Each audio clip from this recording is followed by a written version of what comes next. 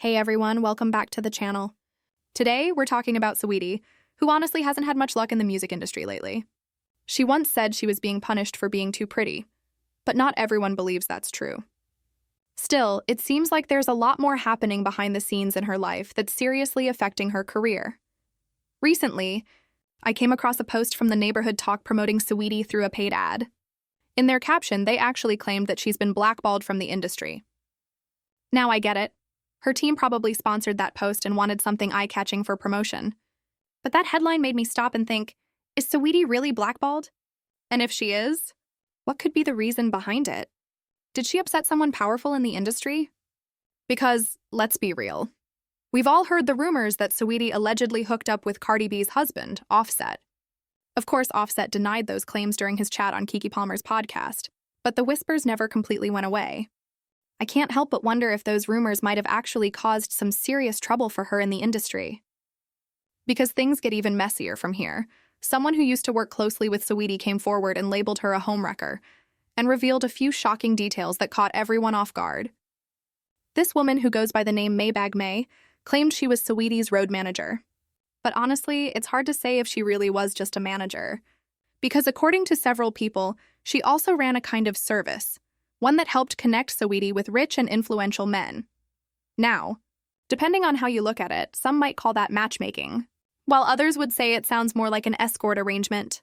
Whatever it was, Maybag was the one who introduced Saweetie to soccer player Jadon Sancho. But apparently Saweetie didn't pay the money she owed her, and that's when things took a turn. Maybag got furious and went on Instagram to expose Saweetie publicly. She wrote, "Hey Saweetie, I see you playing internet games on Beyoncé's internet, child. Let me know how you want to play this. I'm either going to receive my dollars from you, or I could start addressing some of them rumors with TMZ. We spent almost a month in Africa. You should know I wasn't going to let you play me out some money when I tried to be nice. Nice don't get you nowhere. Cocaine, witchcraft, and liquor is one hell of a mix. Send me my bread, homewrecker." And she even tagged Saweetie in that post. So yeah, she straight up accused Saweetie of using drugs and witchcraft, which definitely made the whole situation blow up online. Wow, things didn't stop there. Maybag May went on to clear her side of the story, saying, "I want to make one thing clear. I booked her for an appearance to visit the Chelsea Stadium and support the soccer team, as my last post shows. Instead of paying me, she fell in love with the client and told him not to pay me. I was her road manager, helping her land deals. I was solid to this girl as she got what she wanted and never paid me. Simple, I want my money." And she even dropped receipts to back up her claims. One of the pictures she reposted showed her watching Saweetie hug the soccer player Jadon Sancho. Now apparently Jadon seemed totally smitten, because he even went as far as getting Saweetie's name tattooed behind his ear. So yeah, looks like the man caught some serious feelings. Maybe it was real love. Or maybe, as some say, there was a love spell involved. Who knows? But according to Maybag, he was supposed to be just another trick. She also said, "I'll tell you a joke, but I ain't never told a lie. I sent you to Dubai because you never balled before and were depressed, looking for a happy life. Took you to London, babes. Took you to Nigeria. Booked you on an Australian tour. I helped this girl so much, only for her to play with my money at the end. I'm just missing my money from London. Pay up, cokehead, before I start naming the rest of the husbands you were playing with." My God. That's intense. Maybag even shared screenshots of text messages between her and Saweetie. One where Saweetie allegedly asked, "When bees run it up on Jadon, how much they doing in a weekend?" In her caption, Maybag wrote, "Sancho, after you're done paying and getting tattoos of a girl you barely know, run me my money. She hates her career, so you came right on time, like the trick you are. I just want all y'all owe me." At this point, people online started saying that Maybag May sounded less like a manager and more like a madam or a pimp. But she still insists she was just a road manager. Either way, this whole situation is messy. Very, very messy. Honestly, I don't even know what's going on with Saweetie anymore. I don't know what pushed her down this path. Sure, her music hasn't been performing well, but you'd think she'd have other ways to bounce back.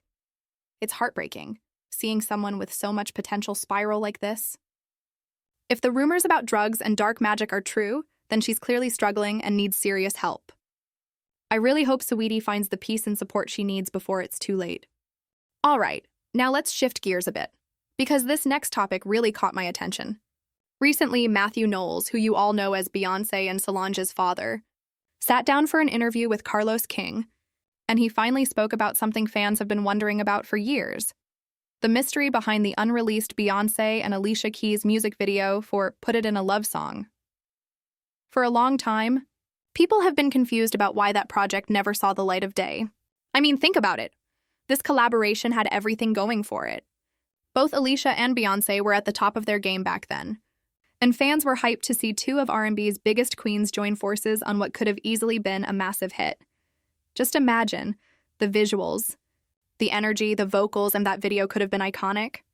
But oddly enough, the video was never released, and the track didn't even get pushed as an official single.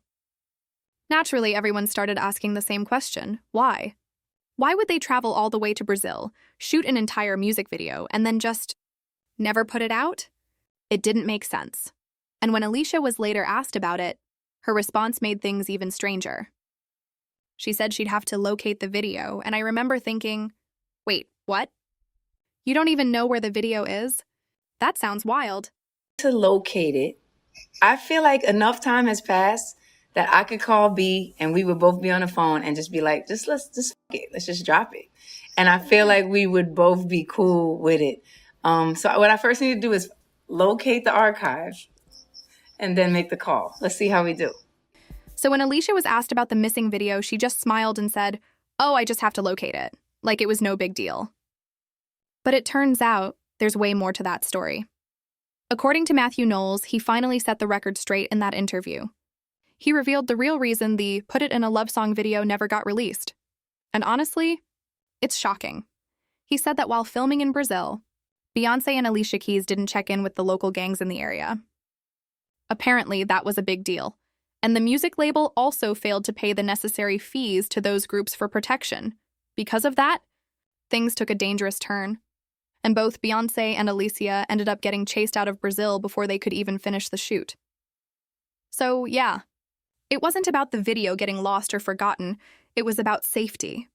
They literally had to leave the country for their own protection. To the Alicia Keys and Beyoncé music video for what? And a love song. Where is it?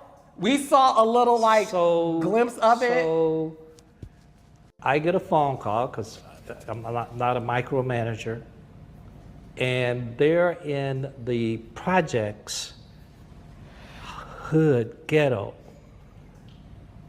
in Rio, and Sony hadn't paid the gangsters, and they had to be helicoptered out of there. A whole lot you don't know, young man. It's a lot that people don't know. Thank you. Thank you. At least listen, we got the song, and I'm glad that everyone is saying. No, that's real. Hearing this whole story is honestly crazy. It really makes me wonder.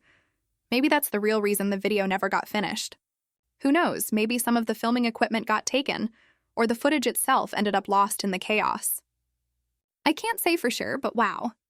What a wild situation.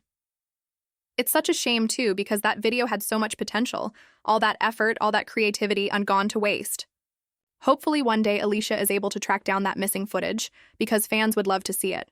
But at the same time, I'm just thankful that both Beyoncé and Alicia made it out safely. Brazil can be beautiful, but in some parts it's no joke. Things can get really dangerous fast. Anyway, I'd love to hear what you all think about this story. Don't forget to like, comment, and subscribe, and make sure to share this video if you care. Thanks so much for watching, and I'll catch you all in the next one. Bye!